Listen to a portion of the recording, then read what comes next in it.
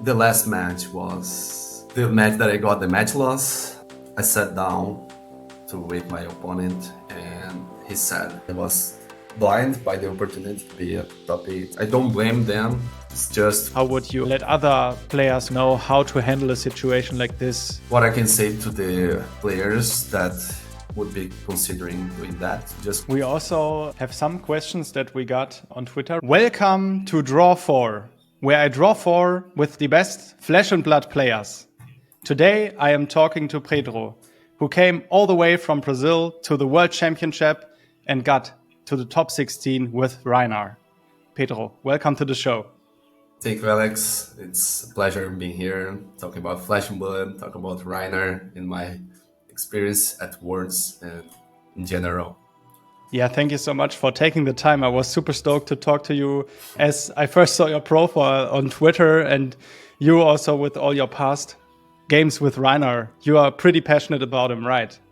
Yeah, I love the green guy. Like I love green in general. Like my soccer team, it has this green shirt, and I like this brute thing that the class has. So definitely, Reiner was one of my like the first hero that I fell in love, and I'm glad that he can play in high level. Like he's not the best deck in the format, but I think everyone can have good results with Reiner. So we will talk about Rhinar in more detail for sure, but also about your experience at the World Championship, including your match loss in the last round. So we will reveal 4 topics today, and let's just start with the first one. So for the first topic, let's talk about you as a player entering the Flesh and Blood scene. How did you even get to play Flesh and Blood in the first place? Yeah, like I was playing Magic the Gathering, but only Commander, like just for fun. I had played it when I was 15 years old, and after I started my starting working, I did and moved to the other city that I live right now. I was not able to play anymore. When the pandemic starts, I was playing Magic in online, and then I found a local game store near my home, and started playing Commander just for fun, and started watching some videos. And a guy did a video about Flesh and Blood. I found it very interesting, but I was unsure about having players to play it here in Florianopolis. But one day I was in the local game store, and then a guy showed up with two decks, commoner decks. One was a fight deck, and another the Icelander. I knew how to play because I watched the video, and playing that game I felt pretty excited. Like it was way better than Magic for me.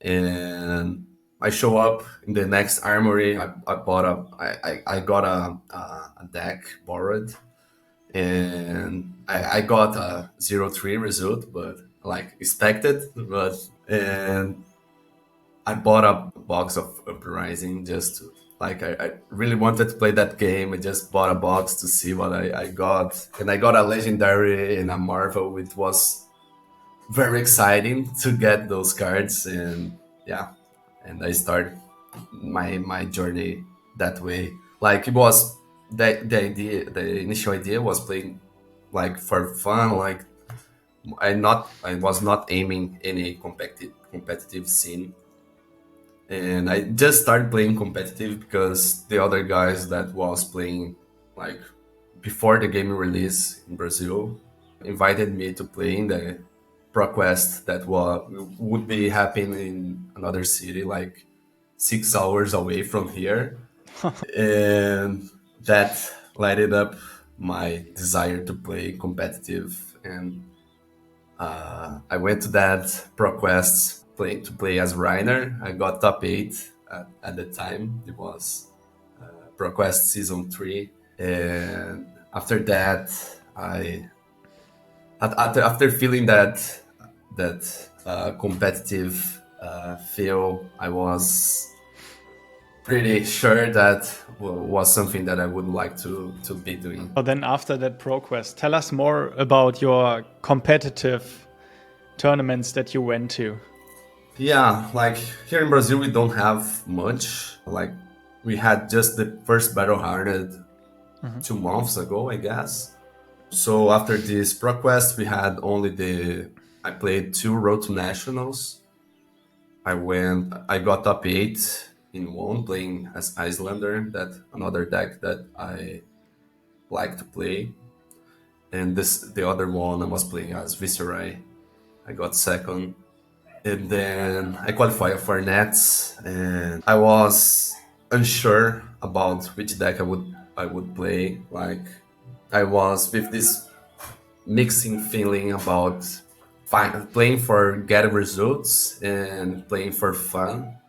Like I said, I really like to play with Icelander, but was pretty frustrating playing against Dromai. And I started thinking which deck I would like to play, and the Brazilian meta, like we had a lot of Dromais, Bravos, Dash here. So I thought that going back to my origin, playing as a Rhinar would be pretty fun and would be pretty nice for the Brazilian meta. I picked Rhinar, was the best choice that I had. Like I had so much fun playing that event. Like no one was expecting a Rhinar there, like with all those Lexes, and I ended up at first in the Swiss and lost in the top 8 at Nets. And yeah, after that we got the bright lights, the scolding flash. We already got we already had the bright lights before the Nets, right?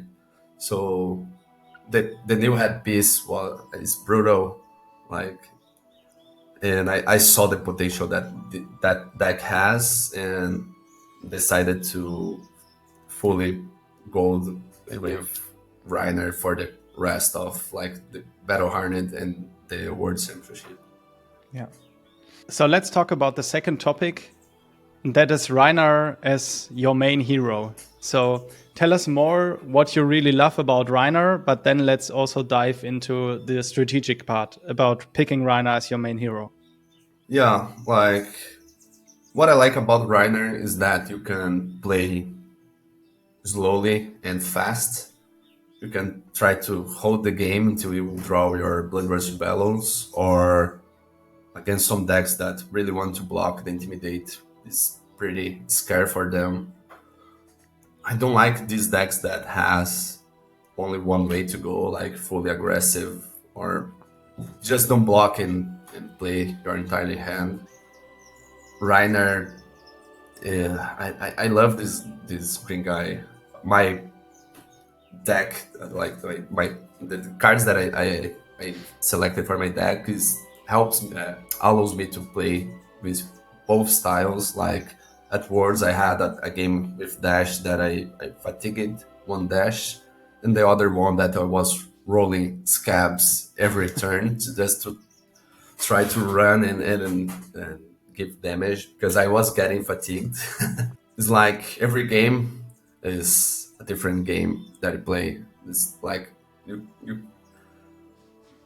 I can say that you can have just one strategy against each hero. It will depends on the cards you draw and how the opponent is playing. And in the strategic part about playing Rhinar at these high stake events like Nationals, Battle Hardened, and Worlds, why did you really have Rhinar as your main hero and take him there, even though most players didn't really think he has the stakes to do it? I was getting pretty good results at Talishar in my like playing locally, and I thought that the meta was pretty good for Reiner. Like Dromai is obviously a good match for Reiner. Also Bravo is 50-50 or 60-40 for Reiner, I guess. Depends on how you play. Also Icelander is 50-50, depends on how you draw. And dash, it's one of the best match for Reiner, I guess. Like you can easily fatigue them, and if they decide to go to the pistol, you have the arc smash, so you can just destroy the items and pass on damage when they try to get it back with remembers or something else. So thought that was the ideal meta for Reiner. And like I said, I decided to play for fun, not to find results. Like I was not aiming to play with the best deck that I have because I don't have much time to test and know every matchup with other decks. Like I'm pretty sure that at Worlds would be better players than me, and that had teams to test every matchup and how to deal with other decks. So my thought was to have the surprise effect playing as Ryder, and as well as enjoying the event. We also have some questions that we got on Twitter regarding your strategy with Rhinar. So let's just look at the questions that came in and see if you can help those players getting a little bit better with Rhinar. So one question that you got was not only why did you choose Rhinar, but also how did you train with Rhinar to get this experience that you have now? Is there any specific tip that you can give away for Rhinar players to also get an edge like you did at the World Championship? First of all, I was training, aiming the worst mashups that Ryder has, like the aggro mashups. So I was trying to improve those. Like when was the Lexi meta, I was playing Hold the Lines, Sensor, Infectious Host. So to improve the win chance against this deck. And now that Lex has gone, I think the worst mashup for Reiner is Katsu. I added a few Amnesias. The Holder line as well is pretty good against Katsu because the Art of War. And yeah, like I was pretty comfortable with the good matchups. Obviously, for against Dash, you need to run Arc Smash. Remembrance against Dromai and Bravo. Like if you don't finish the game after playing 3 Blood Rush, definitely need to play a Remembrance to get those Blood Rush back. Yeah. Because it's like the unique win condition for Reiner. Yeah, my training was mainly focused on the worst matchups, and I was always looking for my loss and trying to figure out what did wrong and what could be improved. Like I lost to a Bravo in the Nationals top 8 because I really thought that was a good matchup for Reiner, and I learned that it wasn't. I started thinking about the side like added more defense reactions, removed Popin because ended up that I lost the go again a few times and with 4 cards on hand. Yeah, this kind of stuff you need to be aware. Like training to understand what went wrong and what could be improved when you win. Like what could be better. I think that's the mentality. I think another person also asked on your opinion about pulping. So, how do you feel with pulping in a rather traditional claw list? Are there matchups where you did decide to side that one out? Yeah, like Poping, I was playing every matchup. I really like this card. A source of go again for Rainer. Like without rolling scabs, you can't trust on scab skin to have an additional action point. So Poping, I still have a mixing feeling about that right now because sometimes you discard a blood rush and just see your win condition discarded, and you got like two left, two Bloodrust lefts, and it's really tough. Some matchups. I don't think my list is the best Reiner deck. It's just the one that I'm pretty comfortable to play with. I didn't play that much to know the best like ways to play. Like if I really need the poping or not. Like at Nets, I was playing poping against Bravo, and then I got the idea from Lau Pessoa that is a Brazilian player that removing poping and adding the defense reaction would be better. Like I said, I don't think my list is the best option, the best Reiner deck, but it's more about the your play style, I think, and how you are comfortable with it. Like if I had Vulpin, I need to know when I will be playing that. Like if the opponent has an arsenal, it's you can count it. That then go again because it could be a defense reaction. You can discard a no-attack action, and it doesn't go get dominate. I think Flesh and Blood is more about knowing your lists than getting the best lists possible, or just I will get the World Championship list and it will be the best list and I will win every match. Yeah. I don't think that. All right. So I think we should go to the next topic because actually pretty spicy, and that is your way at the World Championship. Let me get that up on the screen. Let's talk about your experiences at the World Championship. Start with just you arriving in Europe. How did you feel about the tournament and carrying Rhinar with you? Yeah, I went to Europe 1 week earlier, me and my girlfriend.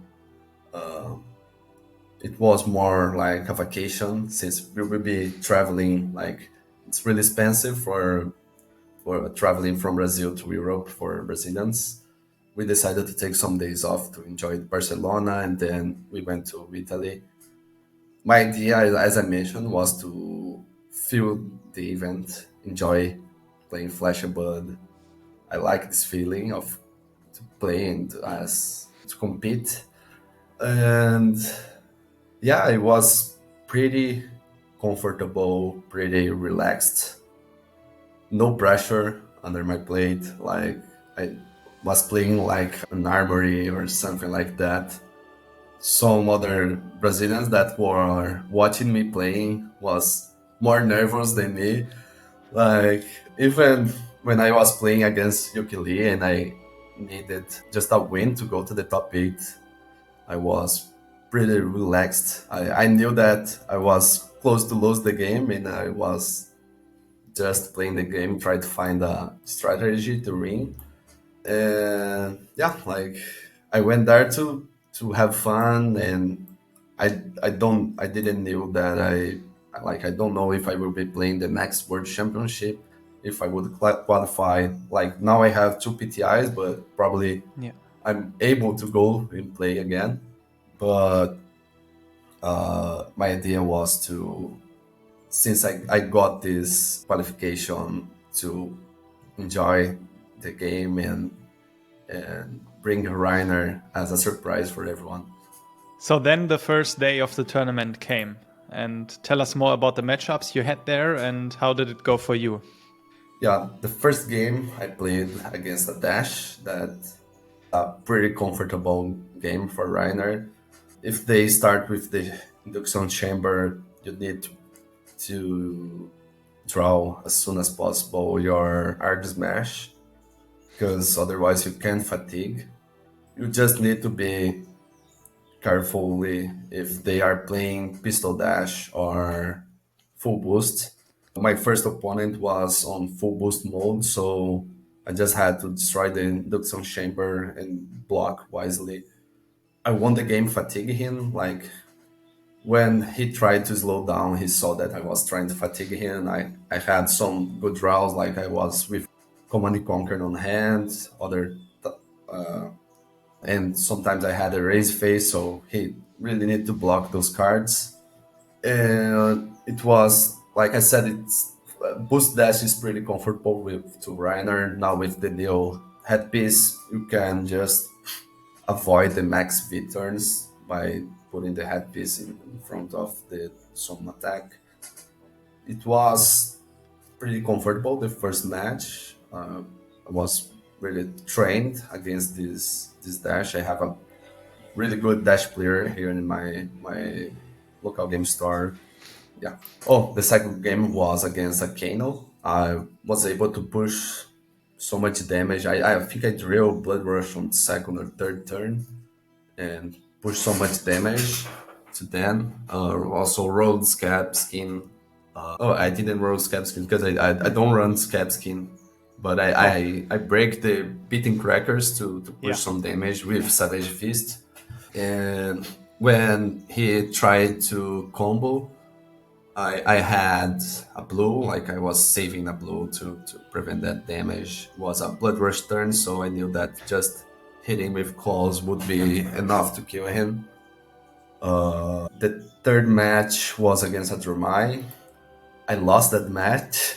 It was I drew really bad in my Blood Rush turns, and I had the Chromite. He had a Chromite turn that I had on one popper on hand, so it was really terrible for me.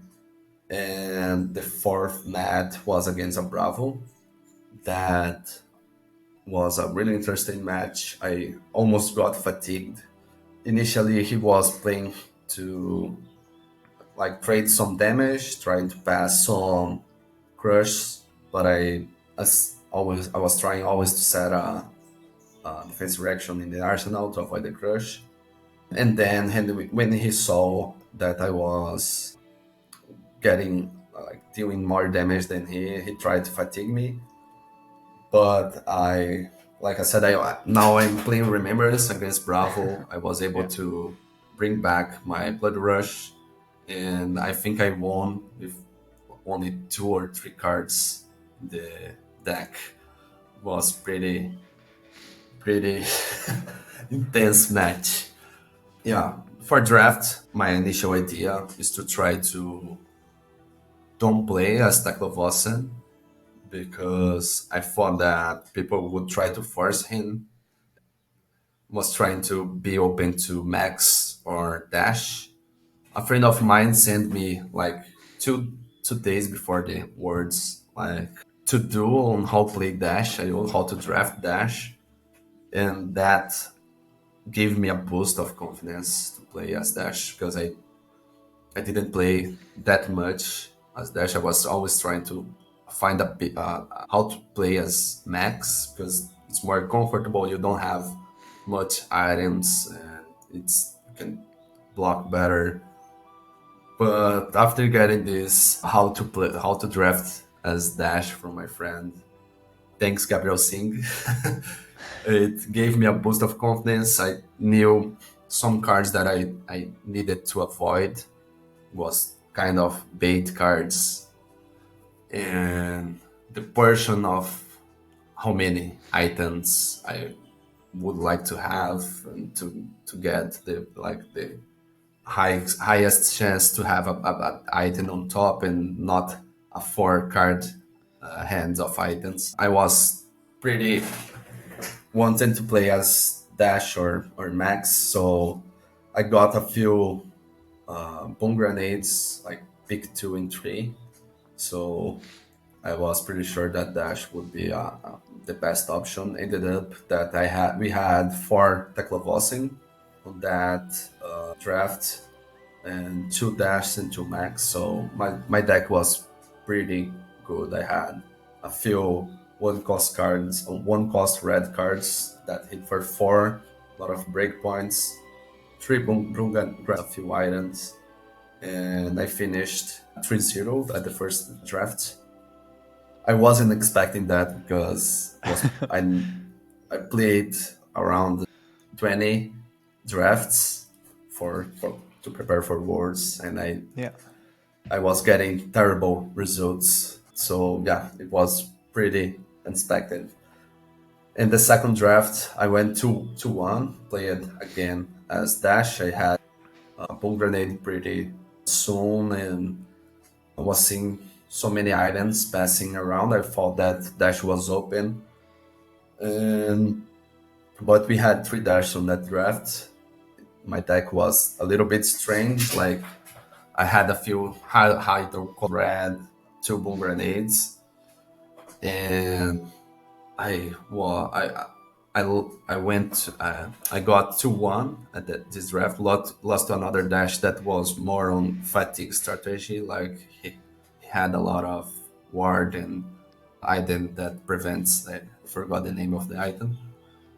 And I also had pretty lucky on a few matches. Like one of the match, I decided to start the game, and I had a boom grenade on hand, a hydron collider, so I and a boom grenade on top. So I played those 3 items and just passed, and I was able to pass so much damage when the opponent passed back to me.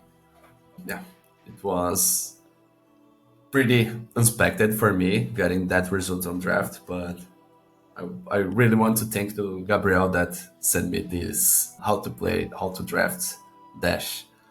Awesome. To all the viewers who are listening at the moment, definitely click the like button for Gabriel and Pedro. And Pedro, how did your day at the World Championship, day 2, go then after the draft with Rhinar? Yeah, like when the CC started again, I was uh 792, no 82, I guess, right? And my first game was against another Dash. Yeah, another Dash. And like I said, I am pretty comfortable to play against Dash. He decided to start and started with the Chamber, and he played. Oh, I forgot that item that is blue, and when you boost, it get +2 to the attack you boost. The pounder. Pounder, yeah. I thought he would be playing Boost Dash, and my hand on turn 0 was 2 blues, Argus Smash, and a Blood Rush Bellow. So I just played the Blood Rush. Sorry, I played the Argus Smash. Yeah. I rolled 4. I was able to destroy both items. I put the Blood Rush in the arsenal and I hit it with the claw and put the Blood Rush in the arsenal. He blocked that claw, and I didn't thought that at that moment that he was playing pistol dash or trying to play that against Rhinar, and then he played another pounder. Just played a pounder in past, if I remember well. So I had a 5 card hand. Just played a Blood Rush and passed a lot of damage. And then he started to put some pistol items, and I was pretty scared because I already played both Arc Smash that I ran, because I played the second one to destroy the second pounder, and I was pretty scared because I would be easily fatigued by a pistol dash. And on my last Blood Rush Bellow, I had a 5 card hand as well, and I hit with both claws, and I had a Blow, Tonic up, a Swing Big, and Command Conquer. He had an Arsenal. I think he was on 18 life. I decided to roll Scabs to play both cards and put more pressure and maybe destroy his arsenal.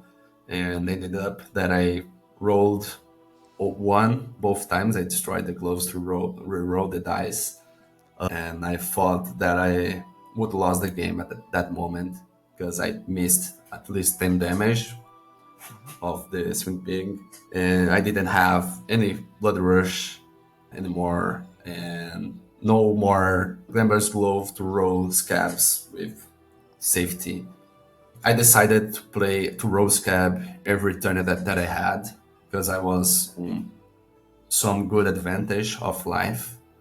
I knew that if I would be relying on my 6 attacks, he would just block and attack back with pistol.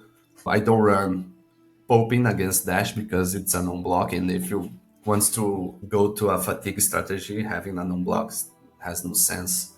So I had to run scab every turn.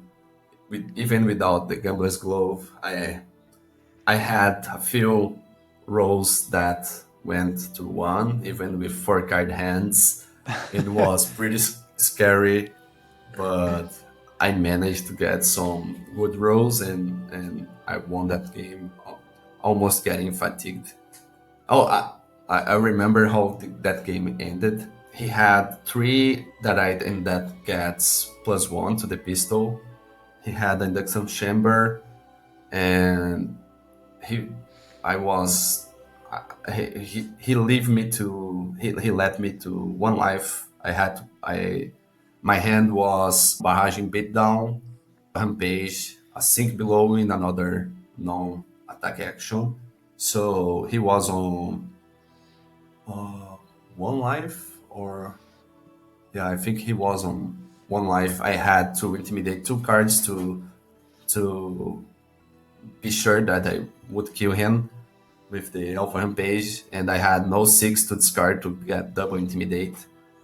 And he break his boots to hit me another with the boots again.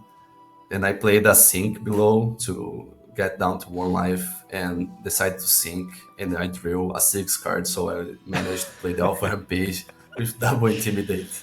Yeah, it was pretty intense. Nice. After that match, I faced Daniele Fratarelli on stream.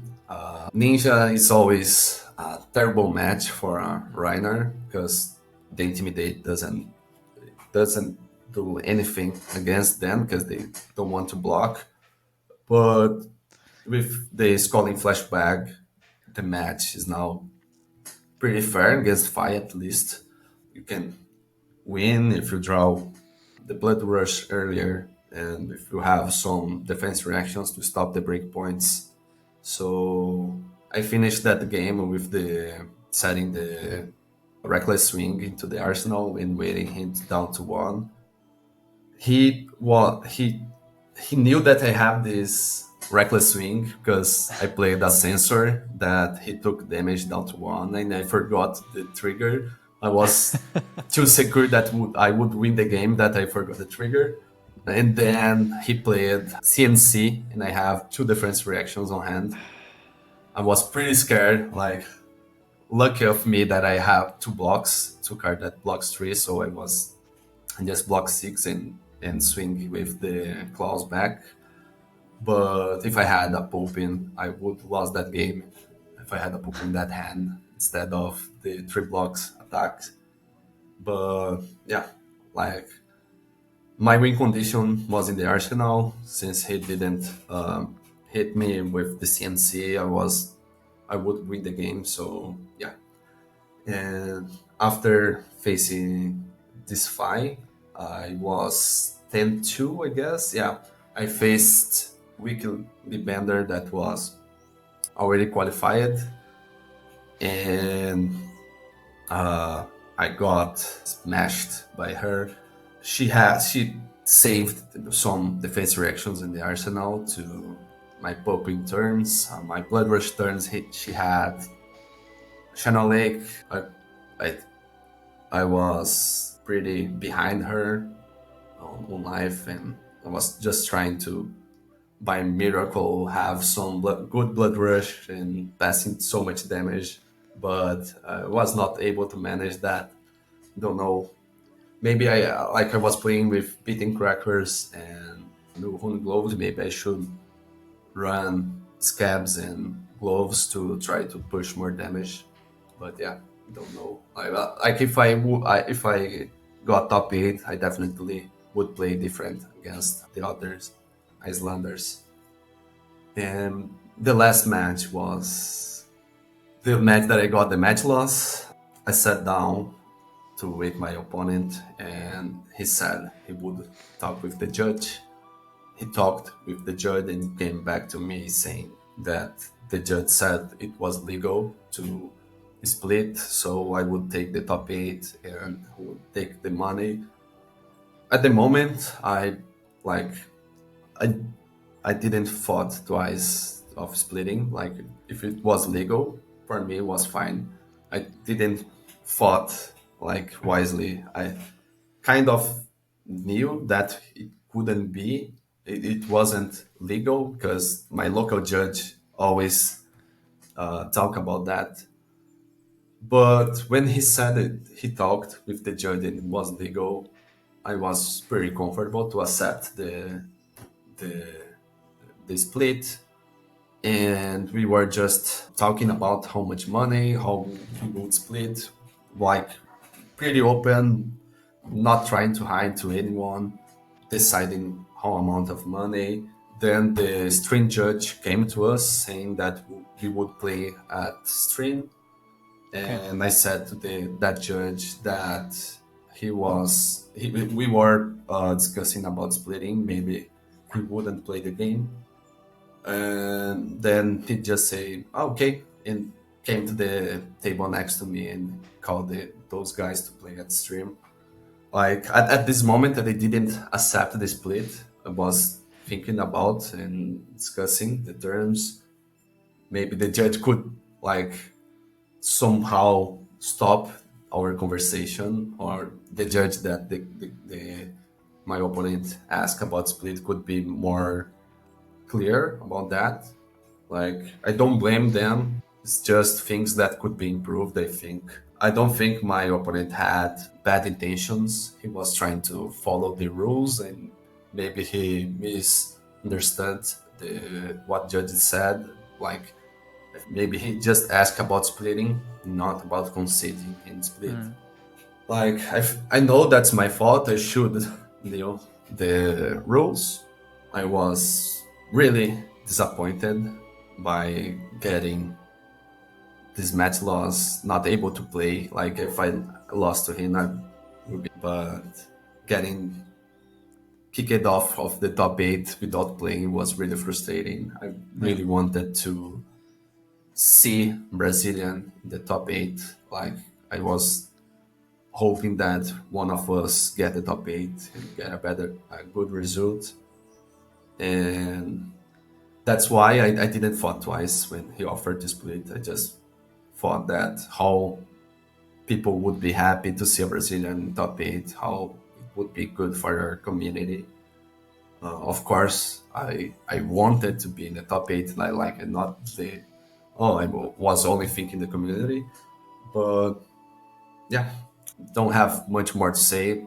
Before that was legal, we were not trying to hide. When the head judge came asking if we would play the game or not, I was pretty open to him. I said that my opponent was offered this splitting, and then he started the investigation Yeah. to see what we were talking about. Yeah, that's what was my words path. So let's talk about your last situation in a little bit more detail, because I think there is something for players watching this and also competing at the tournaments, because splitting is something that a lot of players are considering and thinking about, talking about, that is being used at the tournaments. And how would you tackle those situations in the future going forward? And how would you also let other players watching this know how to handle a situation like this in a little bit more fashioned way? Yeah, everyone should that wants to play the competitive scene should read the rules. Like, I am a L1 judge. I did the test. I passed. Like, I was reading the doc and doing the test. I don't aim to be a judge. Just did it to know the rules, but ended up that I didn't had it in top of my mind. I was blind by the opportunity to be at the top 8. And everyone should call a judge to ask them. Like, I think this is kind of ridiculous. I think Matthew Folks did a tweet about that was pretty good to read his words. I felt less dumb about the situation because to like it's allowed to do the split, but really need to do like you need to follow the right words and be really cautious about that. And like if the company doesn't want to have this situation, they should prevent or make it more clear or less like the noob trap is the best description that I read about this. I was pretty innocent or noob at like just trust in my opponent's words, like, and like I said, I'm pretty sure he trusted in his understanding when he asked the judge. So I don't blame him. I feel sorry for him that got disqualified and lost the money. But I also understand that the judge couldn't had a different call, at least for me. I don't know if he could just gave a match loss for my opponent. Like I believe he wasn't trying to break the rules. But for me, if he just disqualified my opponent and gave me a match win, it would be the same state as the split agreement.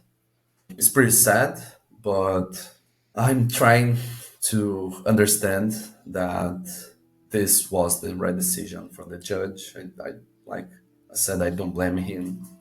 I don't blame my opponent. I had to know the rule, and at least like I was what makes me more sad is that I was a judge calling a judge. I could call a judge just to confirm, and I think only doing that, my opponent would be disqualified, and I would get the match win. Yeah. Just by confirming if it was legal. And being that close, like just by calling a judge to get the top 8, gets me sad. Like, I don't blame my opponent. Like, I know that was my fault, but it's pretty disappointed. Like, I wasn't expecting to get the result, that getting that close to the top 8. I wasn't expecting getting day 2 as well. I just was playing for fun, enjoy the event. And yeah, getting that close, it's hurts more than finishing like 0-14, I guess.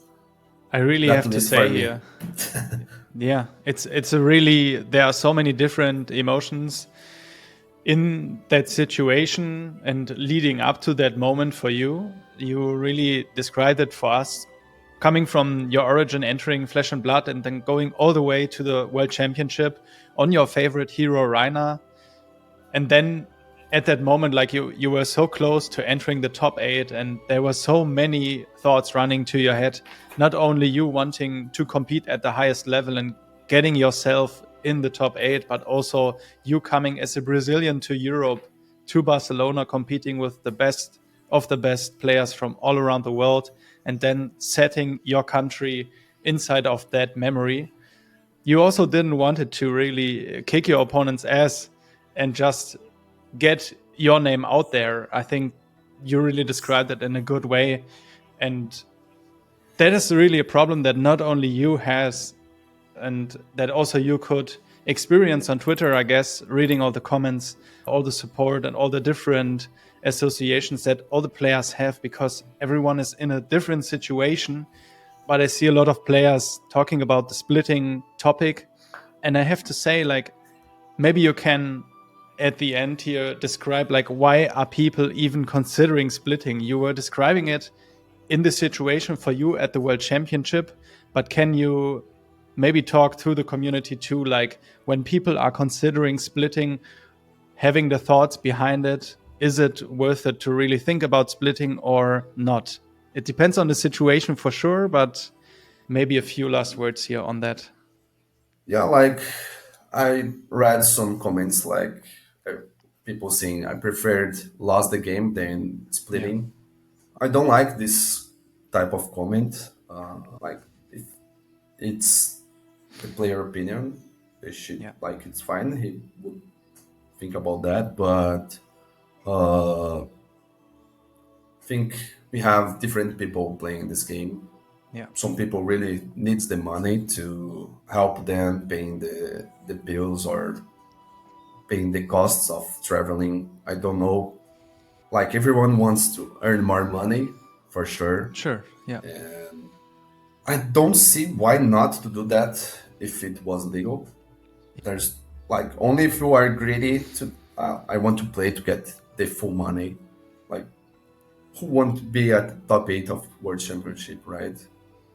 I think it's easy to say that you wouldn't be splitting if you are not in the situation. Being illegal, of course, makes sense. It doesn't isn't good for the game, but if you have ways to work around the situation and do the split, and then without saying that the opponent would concede to you, and then you start playing, the opponent concedes to you. Yeah. I think it's pretty dumb to have this rule. I hope that LSS improve this somehow or make it clear, or don't know, maybe the judges could talk about that for at certain period of time the tournament, like clarify this rule. Like it's pretty frustrating for the users. My first thought about that situation was I wouldn't be playing Flesh and Blood anymore. I was pretty frustrated. Like now I'm excited to play again, but at the moment I was pretty Yes. frustrated. And what I can say to the players that would be considering doing that, just call the judge, get out, call the judge, talk with them outside of the table, try to clarify your situation and what you want, like not what you want, but what is allowed and how to say that. It's the best option. Just call the judge every, not only for the splitting, but for everything. Like if your opponent like draws another card, an extra card, or if he drop his deck in the floor, just call the judge and they Yeah. will give the best solution for that. Yeah. I think also your situation really reflects that being a competitive player in Flesh and Blood is not only about being the best player in a technical way you can, but also about knowing all the rules and handling all the different situations happening at those tournaments.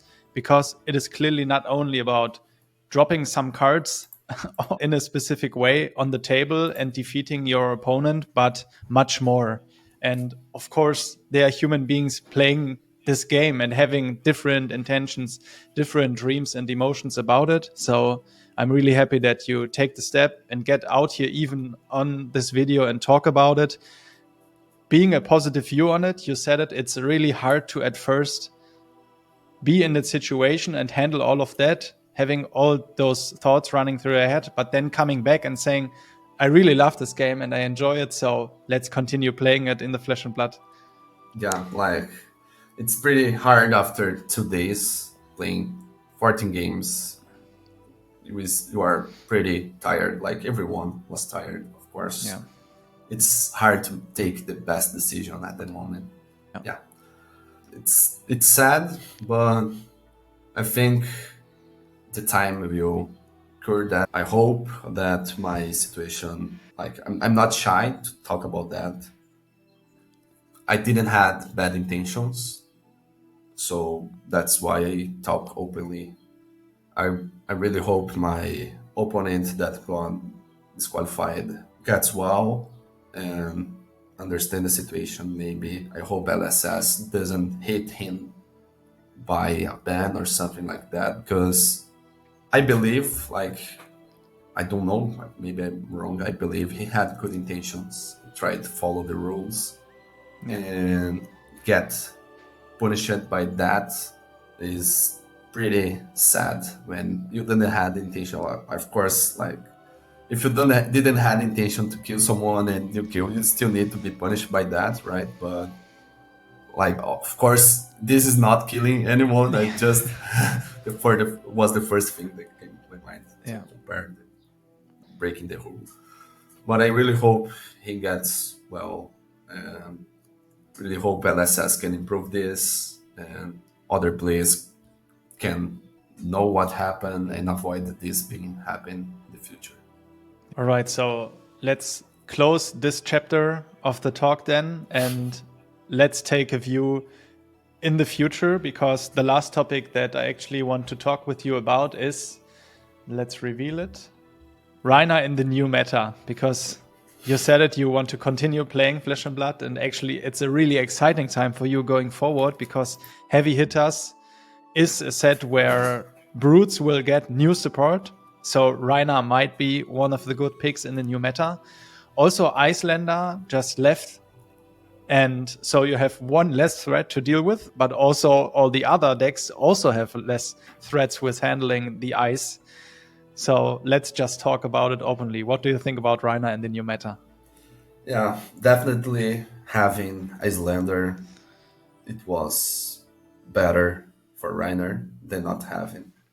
Without Icelander, we will see much more boatings, ninjas, and that is pretty scary for Reiner.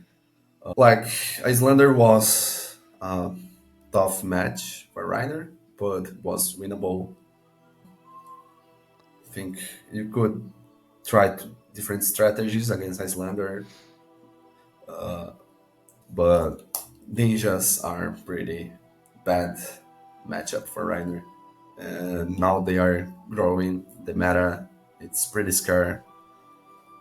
Even with heavy hitters, I don't know what Heiner needs to be to face better those matchups. Yeah. Maybe some on hit effects or like the Wager keyword now that gives you things if you hit the opponent, if give to the opponent if they block. It's pretty interesting. Don't know what we will be seeing with this new mechanic, but yeah, I think it will be a tough meta for Reiner unless Heavy Hitter give pretty good cards to face those matchups. So Rhinar, you already said it has a really bad matchup into those ninjas, now even having lesser threats by the Icelander and the Ice matchups. At the moment, there is a big tournament going on, the 20k Rumble, where we even see Kano being in the top 8 and a really wide variety of heroes going to the top 8. What do you think about that, and then playing Rhinar in that meta?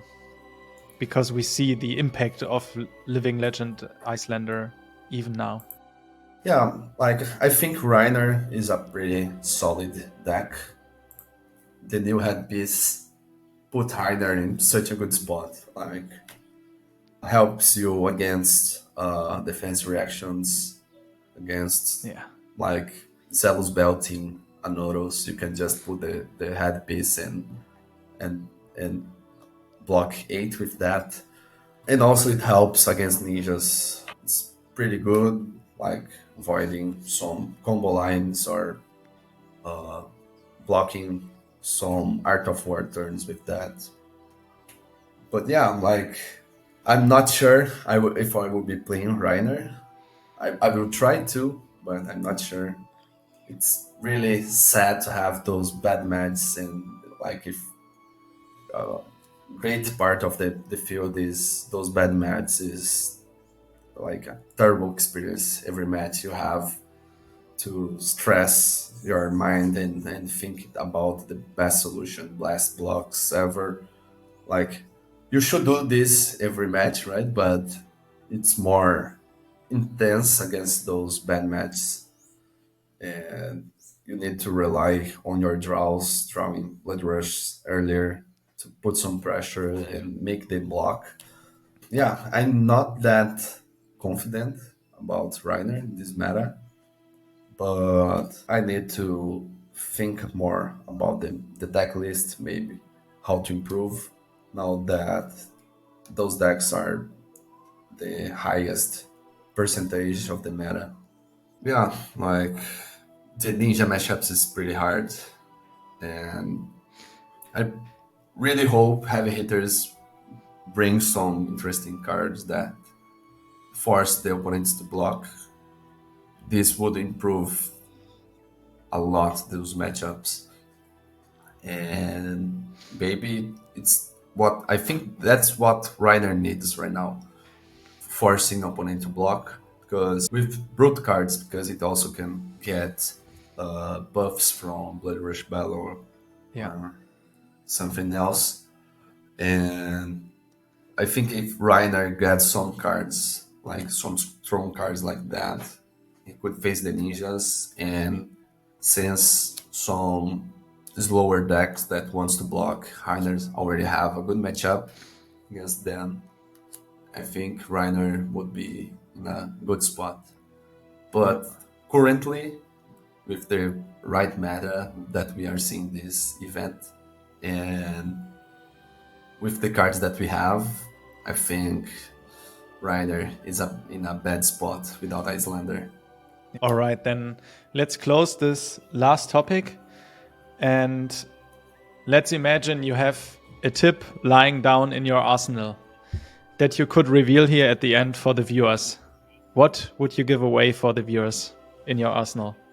Yeah, I think the most valuable thing that I learned is to play, to enjoy yourself, enjoy the event, enjoy the deck you are playing.